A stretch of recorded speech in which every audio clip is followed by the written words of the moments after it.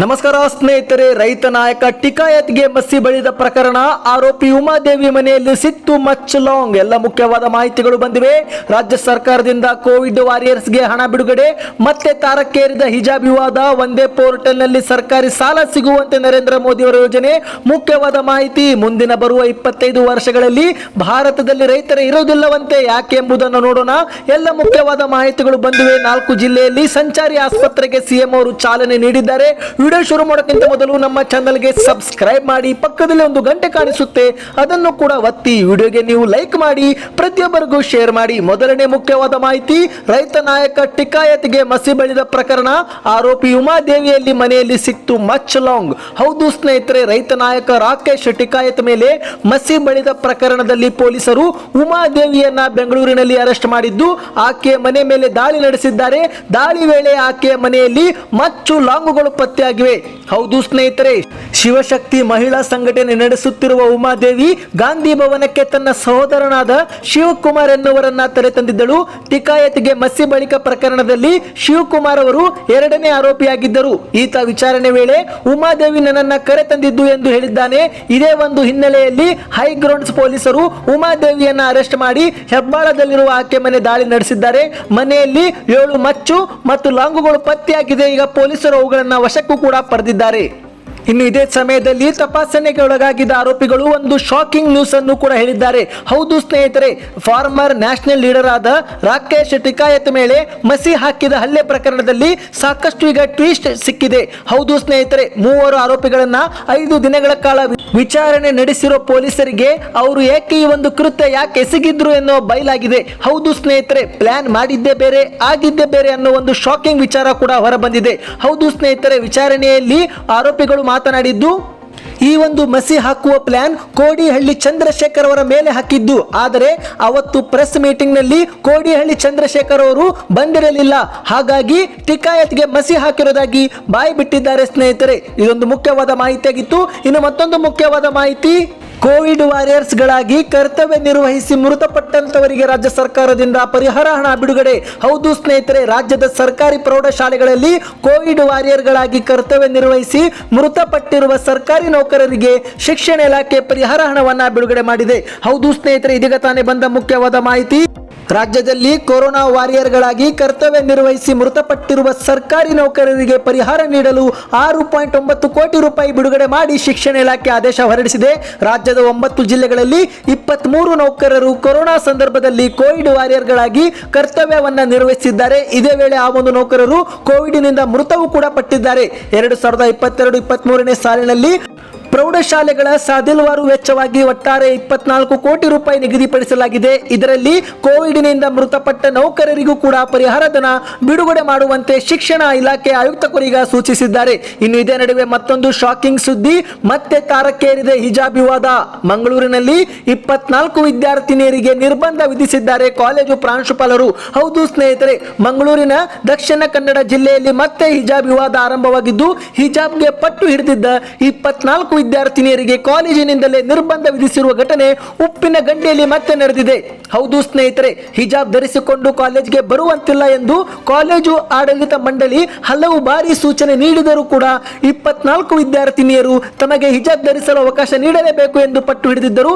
ಇದೇ ಒಂದು ಹಿನ್ನೆಲೆಯಲ್ಲಿ ದಕ್ಷಿಣ ಕನ್ನಡ ಜಿಲ್ಲೆಯ ಪುತ್ತೂರು ತಾಲೂಕಿನ ಉಪ್ಪಿನ ಗಂಡಿ ಕಾಲೇಜಿನಲ್ಲಿ 24 ವಿದ್ಯಾರ್ಥಿನಿಯರಿಗೆ ಸದ್ಯ 1 ವಾರಗಳ ಕಾಲ ತರಬೇತಿ ನಿರ್ಬಂಧವನ್ನು ವಿಧಿಸಿ ಕಾಲೇಜು ಆಡಳಿತ ಮಂಡಳಿ ಆದೇಶವನ್ನು ಹೊರಡಿಸಿದೆ. ಸ್ನೇಹಿತರೆ, ಕಾಲೇಜು ಉಪನ್ಯಾಸಕರು ಹಾಗೂ ಆಡಳಿತ ಮಂಡಳಿ ನಡೆಸಿದ ಈ ಒಂದು ಸಭೆಯಲ್ಲಿ ವಿದ್ಯಾರ್ಥಿನಿಯರಿಗೆ ಸದ್ಯಕ್ಕೆ ತಾತ್ಕಾಲಿಕವಾಗಿ ಕಾಲೇಜಿಗೆ ಒಳಗೆ ಅನುಮತಿ ಇಲ್ಲ ಎಂಬ ಕ್ರಮವನ್ನು ತೆಗೆದುಕೊಂಡಿದೆ. ಇನ್ನು ಮತ್ತೊಂದು ಮುಖ್ಯವಾದ ಮಾಹಿತಿ, ಅದಕ್ಕೂ ಮೊದಲು ಚಾನಲ್ಗೆ ಸಬ್ಸ್ಕ್ರೈಬ್ ಮಾಡಿಲ್ಲವೆಂದರೆ ಸಬ್ಸ್ಕ್ರೈಬ್ ಆಗಿ, ವಿಡಿಯೋಗೆ ಒಂದು ಲೈಕ್ ಕೂಡ ಮಾಡಿ, ಶೇರ್ ಕೂಡ ಮಾಡಿ. ಒಂದೇ ಪೋರ್ಟಲ್ ನಲ್ಲಿ ಸರ್ಕಾರಿ ಸಾಲ ಯೋಜನೆಗೆ ಮಾಹಿತಿ, ಜನಸಮರ್ಥ ಯೋಜನೆಗೆ ನರೇಂದ್ರ ಮೋದಿ ಅವರು ಚಾಲನೆ ನೀಡಿದ್ದಾರೆ. ಹೊಸ ನಾಣ್ಯಗಳನ್ನು ಕೂಡ ಬಿಡುಗಡೆ ಮಾಡಿದ್ದಾರೆ. ಹೌದು ಸ್ನೇಹಿತರೆ, ಸಾಲದ ಒಂದು ನಿರೀಕ್ಷೆಯಲ್ಲಿ ಇರುವವರಿಗೆ ಭರ್ಜರಿ ಗುಡ್ ನ್ಯೂಸ್. ಸಾಲಕ್ಕೆ ಜೋಡಿಸಲಾದ 12 ಸರ್ಕಾರಿ ಯೋಜನೆಗಳನ್ನ ಒಂದೇ ವೇದಿಕೆಯಲ್ಲಿ ತರುವ ಜನಸಮರ್ಥ ಪೋರ್ಟಲ್ಗೆ ನರೇಂದ್ರ ಮೋದಿ ಅವರು ಸೋಮವಾರ ಚಾಲನೆ ನೀಡಿದ್ದಾರೆ. ಇನ್ನು ಮುಂದೆ ಸಾಲ ಸಾಲ ಸೌಲಭ್ಯ ಜನರಿಗೆ ಸುಲಭವಾಗಲಿದೆ. ಹೌದು ಸ್ನೇಹಿತರೆ, ಆಜಾದಿ ಕಾ ಅಮೃತ ಮಹೋತ್ಸವ ಭಾಗವಾಗಿ ಹಣಕಾಸು ಮತ್ತು ಕಾರ್ಪೊರೇಟ್ ಸಚಿವಾಲಯ ಏರ್ಪಡಿಸಿದ್ದ ಒಂದು ಕಾರ್ಯಕ್ರಮವನ್ನು ಉದ್ಘಾಟಿಸಿ ನರೇಂದ್ರ ಮೋದಿ ಅವರು ಮಾತನಾಡಿದ್ದು ಮತ್ತು ಇದೇ ಸಮಯದಲ್ಲಿ ನಾಣ್ಯಗಳ ಹೊಸ ಸರಣಿಯನ್ನು ಕೂಡ ಬಿಡುಗಡೆ ಮಾಡಿದ್ದಾರೆ.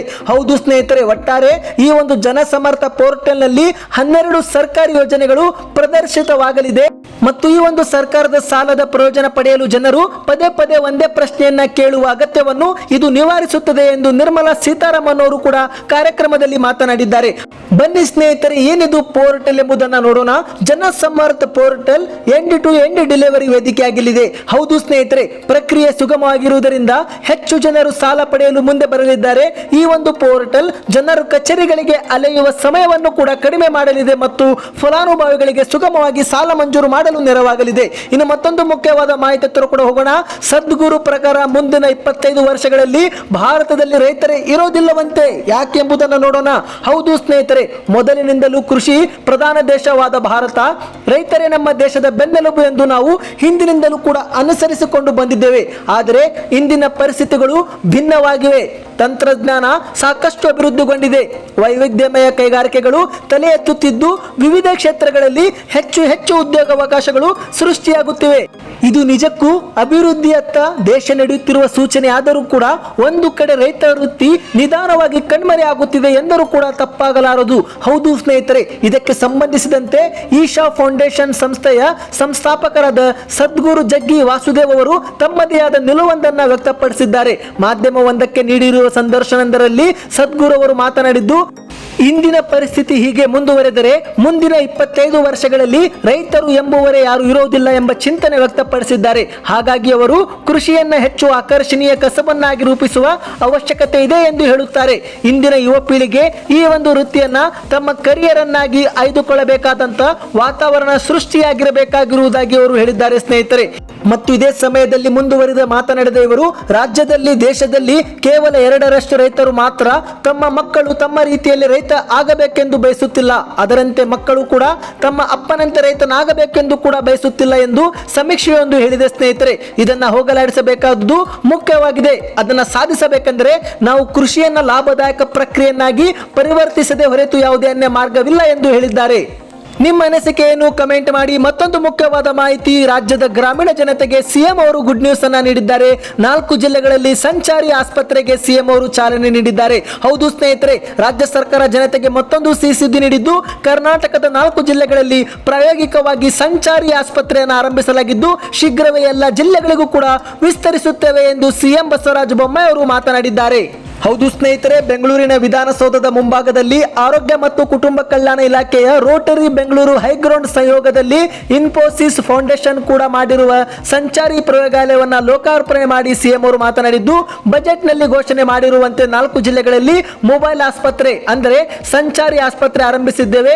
ಪ್ರಯೋಗ ಏನಾದರೂ ಯಶಸ್ವಿಯಾದರೆ ರಾಜ್ಯದ ಎಲ್ಲ ಜಿಲ್ಲೆಗಳಿಗೂ ಕೂಡ ವಿಸ್ತರಣೆ ಮಾಡುತ್ತೇವೆ ಎಂದು ಹೇಳಿದ್ದಾರೆ. ಈಗ ಮೊದಲು ಮೈಸೂರು, ಹುಬ್ಬಳ್ಳಿ, ಧಾರವಾಡ, ಕಲಬುರಗಿ ಮತ್ತು ಮಂಗಳೂರು ಈ ಒಂದು ಊರುಗಳಲ್ಲಿ ಮಾತ್ರ ಈ ಒಂದು ಸಂಚಾರಿ ಆಸ್ಪತ್ರೆಯನ್ನ ಹಸ್ತಾಂತರ ಮಾಡಲಾಗುತ್ತಿದೆ ಎಂದು ಕೂಡ ಹೇಳಿದ್ದಾರೆ ಸ್ನೇಹಿತರೆ. ಇದು ಯಶಸ್ವಿಯಾದರೆ ಎಲ್ಲ ಒಂದು ಊರಿನಲ್ಲಿಯೂ ಕೂಡ ಸಂಚಾರಿ ಆಸ್ಪತ್ರೆಯನ್ನ ನೀಡುತ್ತೇವೆ ಎಂದು ಕೂಡ ಹೇಳಿದ್ದಾರೆ ಸ್ನೇಹಿತರೆ. ಈ ಒಂದು ಸಂಚಾರಿ ಆಸ್ಪತ್ರೆ ಆರೋಗ್ಯ ಸೇವೆಗಳನ್ನ ಮನೆ ಬಾಗಿಲಿಗೆ ತಲುಪಿಸುತ್ತದೆ. ಹೌದು ಸ್ನೇಹಿತರೆ, ಅತ್ಯಾಧುನಿಕ ಸೌಲಭ್ಯಗಳನ್ನು ಹೊಂದಿರುವ ಈ ಒಂದು ಸಂಚಾರಿ clinic COVID-19, TB, malaria, dengue ಮತ್ತು ಸಾಂಕ್ರಾಮಿಕ ರೋಗಗಳನ್ನು ಪತ್ತೆ ಹಚ್ಚಲು ಸಹಕಾರಿಯಾಗಿದ್ದು ಎಲ್ಲ ವೈದ್ಯಕೀಯ ಸೌಲಭ್ಯಗಳನ್ನು ನಿರಂತರವಾಗಿ ಗ್ರಾಮೀಣ ಭಾಗದ ಜನರಿಗೆ ಸೂಕ್ತ ಸಮಯದಲ್ಲಿ ನೀಡಲಿದೆ ಎಂದು ಸಿಎಂ ಅವರು ತಿಳಿಸಿದ್ದಾರೆ ಸ್ನೇಹಿತರೆ. ಇವತ್ತಿಗೆ ಇಷ್ಟ ಇತ್ತು. ನೀವು ನಮ್ಮ ಚಾನೆಲ್ಗೆ ದಯವಿಟ್ಟು ಸಬ್ಸ್ಕ್ರೈಬ್ ಮಾಡಿ. ದಿನದ ಮುಖ್ಯವಾದ ಮಾಹಿತಿ, ರೈತರ ಯೋಜನೆ, ಸರ್ಕಾರದ ಯೋಜನೆ, ಪ್ರತಿಯೊಂದು ಸುದ್ದಿಗಳನ್ನು ನೀವು ನೋಡುತ್ತೀರಾ. ವಿಡಿಯೋಗೆ ನೀವು ಲೈಕ್ ಮಾಡಿ ಸ್ನೇಹಿತರೆ, ಚಾನೆಲ್ಗೆ ಸಬ್ಸ್ಕ್ರೈಬ್ ಮಾಡಿ, ಪ್ರತಿಯೊಬ್ಬರಿಗೂ ವಿಡಿಯೋ ಶೇರ್ ಕೂಡ ಮಾಡಿ.